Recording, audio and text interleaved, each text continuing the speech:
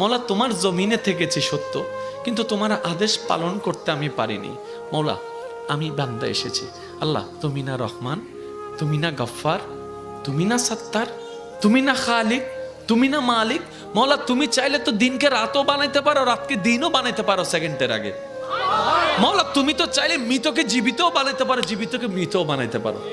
ও মাওলা, এই বিশ্বের সামনে, এই বিশ্বের সামনে, এই গ্যালাক্সির সামনে পৃথিবীর কোনো অস্তিত্ব নাই। পৃথিবীর সামনে আমি 3.5 হাত মানুষের কোনো অস্তিত্ব নাই।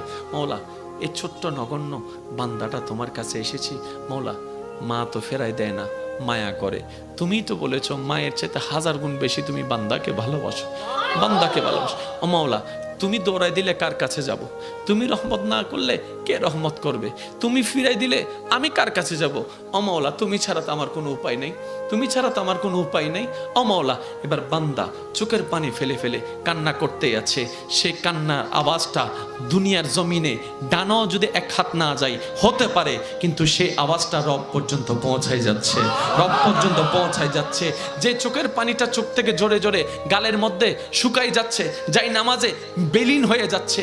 না রে ভাই, না, এটা এতটুকু বিলীন হচ্ছে না, এটা রব্বে করিম হাদিসে পাকের ফরমান অনুযায়ী আশিকের সেই চোখের পানিকে ফেরেশতার মাধ্যমে আল্লাহ একটা বাটিতে সংরক্ষিত করে রাখে, যে বাটিটা জান্নাতের মধ্যে থাকবে, জান্নাতের মধ্যে থাকবে। এমন পানি আল্লাহ পাক নষ্ট হতে